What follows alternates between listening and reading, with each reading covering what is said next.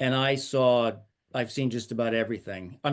I still do have a lot of new experiences, but I saw so much of great leadership and people that helped me out and mentored me. And I also saw some of the not so good side and the bad side, and honestly, the terrible side of human interaction and leadership and employer relationships. So that I love doing the podcast. And it sounds like that became really important to you, where, hey, I've developed all these skills in leadership. I've been in these mentorship programs. I've been responsible for things. And I feel strongly that I can impart this knowledge on other people and help them along their path. Is that kind of the thought process? that is it exactly. And that's where the kind of the inspiration for the company came from, and the inspiration of the five pillars that came from that I write about, that the whole leadership advisory firm is around. I don't think that I didn't invent anything. The five pillars, the five words have been around forever. I feel like I've presented them in a way that is very relatable. And I also present it in a way that gets people to recognize the difference between management and leadership. And the philosophy is that we all have innate leadership capabilities within. We also have the opposing pull, the selfish pull, and it's all within us. It's a matter of bringing the things that are innate about our leadership capabilities, the belief, the wisdom, the humanity, the awareness, and bringing them all out. And I think there's a big misunderstanding to where everybody thinks that leadership or management is a positional thing, and it's not. I feel it's like our greatest challenge and our greatest opportunity. Everyone I talk to, if you really think about the most important moments in your life, they almost all involve a leader, almost all the time, whether it's your spouse, your significant other, your parents, your boss, both good and bad. Every important thing in your life, there's a leader somewhere in there. And that's where the inspiration for the advisory firm came from, and it materialized into the five pillars. And I feel like there's so much to share. And my concern is that we've started going down this road from management to leadership, because the history of business and the history of, I mean, even the history of just human interaction has really been kind of controlling people to manage what you need to get done. And we're evolving to more of a leadership, which I'm thrilled about, which is why I'm doing what I'm doing. Um, but we are so far away from teaching people how to do what we're Mm. teaching them to say. So does that make sense? There's still so much that needs to be done in that we're teaching people to talk like leaders. We're not really teaching them really how to behave consistently like leaders. I guess that's the Oh, best way to put it. I totally agree with you. I think that's so well said. Did the advisors I Familiar with love, the Lord of the Rings story. I've done neither. I've neither read the books nor seen the movies, so I'm uninitiated, but I can learn a whole bunch. So let's go. Yeah, I tell you, it's one of the best stories I think that's ever told. And the characters are central in the five pillars. And I think this will probably make sense to you, even if you haven't read the book or you're not familiar with the story. The first pillar is belief.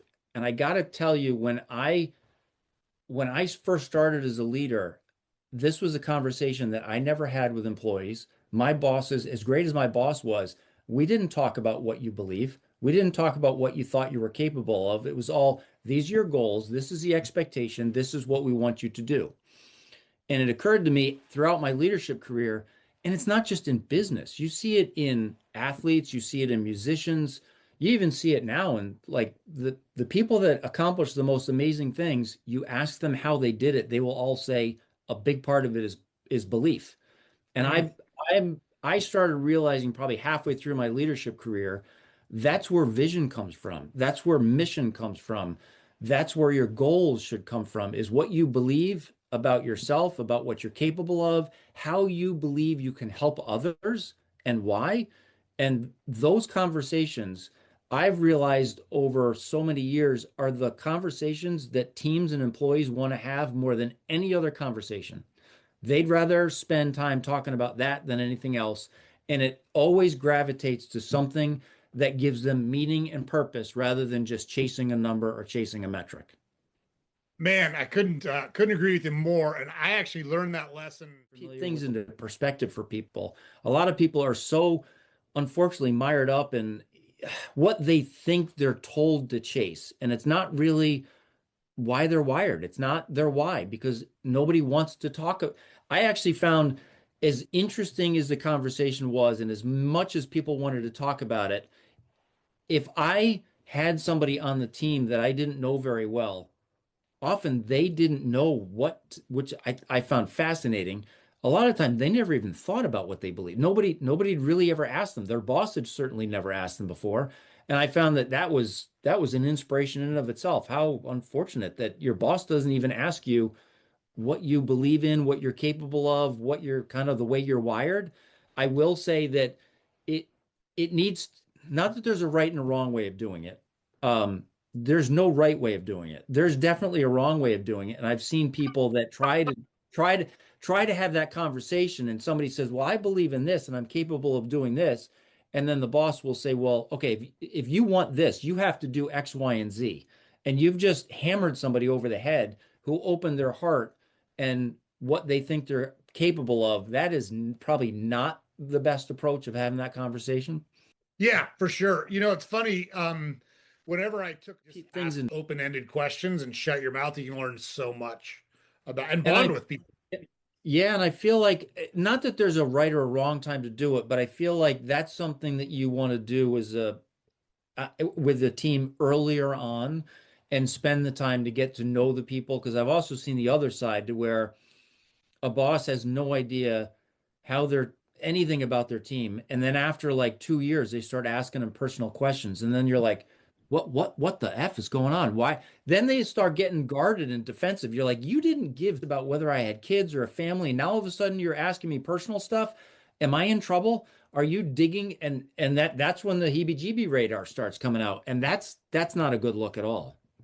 Yeah, and sometimes I totally agree with you. Bit Just different, ask. and I get that. I respect that. But you got to have at least a little bit of the personal side and do it in a Yeah, way that is inviting, shall I say, is probably the best way of saying it, as opposed to putting people on the. There's nothing like trying to find something out from one of your team members, your employee, that you can use to either whack them over the head or drive more revenue out from them. That's people don't like that. Let's put it that way. and it's so transparent when you do it too. Like people think Oh, they're being sly with, and you're not yes. sly at all. Everybody sees it coming No. a mile. Yes. And Yeah. so So that's, yeah, go ahead. I yeah, was go going to ahead. I was say going to that, say belief is the first one. yeah, that leads right into the second one, which is humanity, which is that it's all about putting yourself in front, putting others' interests first, being interested in others, not being judgy, but having more curiosity than judgment when you ask questions. And with the concept of humanity, of putting other people's interests first, the best way to do that, the behavior of doing that is through actually listening, truly understanding what somebody wants and what somebody needs, rather than just, okay, I'm kind of listening and I'm just going to give you lip service. That's the exact opposite. And I feel like while belief is so important because all the stuff is generated from belief, I feel like the commonality of all great leaders and the other pillars are important. I think a lot of people will take a shortcoming in wisdom. They'll take a leader that may not be the smartest. Maybe their advice is okay. If they have a leader that they feel doesn't care about them, game over. Yeah. Yeah. I think that's I think that's 100% right. As it Bit relates to the different. listening, what are some ways like so I guess first of all, what are some ways that you have found to be a good listener? Because you've talked about that several times in the interview that you kind of have been a good listener throughout your life and it served you well. And then two, what are some ways you can convey to the other person that you actually listened to them and heard what they said? Yeah, that I tell you, that's an awesome question because it combines with the other pillars as well. So I'll try to make this really tight for you. So the best way, at least from what I've seen as a leader, the listening is understood by the either employee or the team member is based on your level of commitment to them by what you do after they tell you something. Mhm. And that combines with the last pillar, which is guardian. And the guardian concept in that pillar is, as a leader, are you committed to others or do you just demand their commitment? There are so many leaders that just demand commitment. You need to do this for me. I'm going to delegate to you. That's not being committed to them. You're demanding commitment. So the connectivity between humanity and guardian is the act of listening. I hear you, but not only just so like parroting what you hear doesn't, I mean, of course that's good. That shows that you did hear, but it's your level of commitment. Did you follow through? If somebody asks something of you, I'll give you an example. If somebody's struggling or suffering, maybe they got a sick parent, they don't know how to balance their time. They need like a mental break or they're just going to fold. As a leader, you can say, "Oh, I'm sorry to hear that. That really sucks. I need you to drive more sales next week." I mean, that's a little blunt, but that's not far from the truth often. And I think the great leaders will take that, they will listen, and then they will demonstrate based on actions or behavior their commitment to them. What can I do to free up some space? What are some things that would help you? What can I do? Do you need to take some time off? Do you need to have some sort of accommodation? You don't even have to give them answers. It's a matter of asking them some more questions about what can I do to help? Let's explore this more than me just telling you, I'm sorry, you go figure it out on your own. That's really not listening. That's just hearing. So hopefully that makes sense. It's the doing part, and a good leader will ask themselves, okay, what level of commitment did I show based on what I did from what I heard this person say to me? Oh, I love that. I actually have a personal example of that where I, well, relates to the list, covered three of the five pillars, but we skipped three and four, it sounds like. We did. So we covered belief, we covered humanity. Wisdom is the third pillar. And the way that I kind of define wisdom, I think is very relatable to people that are either in leadership or they're emerging leaders. It's this concept of, especially in today's information age, we have so much information and knowledge at the drop of a hat, but it's not really wisdom. Wisdom, I define it is, okay, you got knowledge, you've got some information, you need to test it over and over again under scrutiny to see if it works. Then you start having more wisdom. And if you're a young leader, that's okay. If you don't have a lot of lived experience or a lot of wisdom, that's fine. But don't pawn something else that you read or you heard from somebody else and say that it's your own, that you know that it works and you're trying to force other people to do. Be open, be transparent. If you haven't tested it, if you're not sure yet, try to talk to your team about it and test it to see what works. And that's how you start cultivating wisdom. And I would tell anybody the best way to develop wisdom is to get to know as many people as you can that are a hell of a lot better than you are at whatever you're doing and spend time with them. And that's the best way to learn wisdom. So the most succinct and effective way I've ever heard wisdom described is knowledge is knowing that a tomato is a fruit. Wisdom is knowing you shouldn't put it in fruit salad. So there's a difference between just That's knowing a it's a great fruit, analogy. right? Knowing how to apply it. Yes. And I couldn't agree with you more. Have you ever read the book Team of Rivals? What's her Yeah, name? yeah. Yeah, I love that book. Like it's such a great example of leadership. And I've talked about it before, but for new listeners, Doris Kearns Goodwin, that's her name. That's the Yep. author's name. She wrote a book Yep. about Great. Abraham Lincoln's cabinet. Yep. And it's called Team of Rivals because he essentially took everyone that wanted to be president that he beat in the election and put them in his cabinet because they had a specific skill set or a set of knowledge that he himself did not have but needed to get through what was coming. And then he managed this whole group that were actively gunning for his job. Several of them were planning on running for president in 1864 when he got reelected. So, Yes. but he kept them all. And it's such, surround yourself with really good, smart people. Don't be threatened by them. Don't Right. be worried about it. Have the confidence in yourself to be able to not know everything and learn from people around you. And that's a beautiful connection between the wisdom pillar and what I call the awareness pillar. So that's the recognition in the awareness of your ideas are not always the best, even whether they're your rivals or they think differently than you do. You have to be aware of your self-awareness and your situational awareness, the influence and the impact you have on others. And those two things do coincide. So the pillars do kind of combine.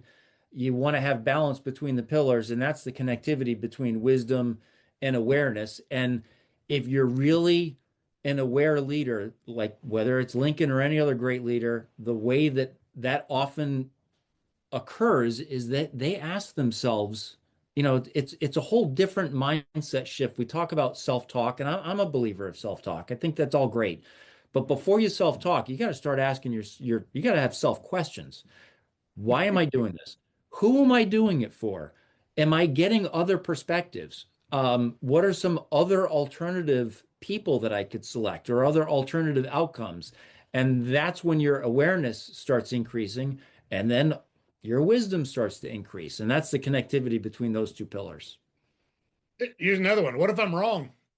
That's a Oh, question people don't like to ask themselves. What if I'm wrong? 100%. Yeah. What's the best case outcome if I'm wrong? What's the worst case outcome if I'm wrong? Yeah, Yep.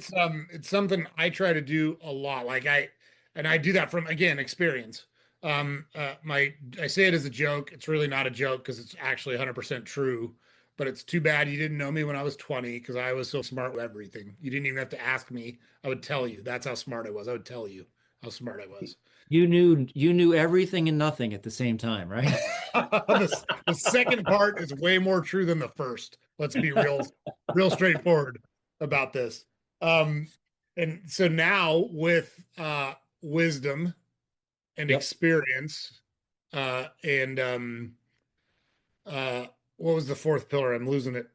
Belief, humanity, wisdom, awareness, guardian. Awareness. Thank you. I knew it was Yep. the fourth one. I couldn't think of the word. But with that awareness, hey, I'm actually pretty stupid, just like everybody else is actually pretty stupid. Like Yep. there is all this knowledge and all of this information and all of these experiences out there, and there's always someone that knows more about it than you. Go find them. Go find Right. them. They'll give it to you. They'll teach it to you. That's Usually right. for free if you just ask a Yeah. couple of questions. It's wild. Yeah. Ask a couple of questions, listen, pay attention, and see how they approach something and how it works out based on how they approached it. And that, I mean, that's the beauty of the human interaction. I listen, I love the technology. I do worry about the whole AI component. But I do feel like if we evolve to more of a leadership, that's the focus. That I believe the leadership part is insulated from AI because AI cannot replace leadership. They can definitely replace management. But I think, and I do write about this. My concern is that we're confusing information and knowledge with wisdom, and we're being complacent with just knowledge. And I worry about that. And that's the part where, I mean, again, I joke about it a lot. I love YouTube. I use YouTube to fix things. I just did it the other day. I got a door that is kind of hanging, and I fix it like every couple of years, and I always forget how to do it. So I go onto YouTube, and it reminds me of how to do it. But I'm not a repair person expert.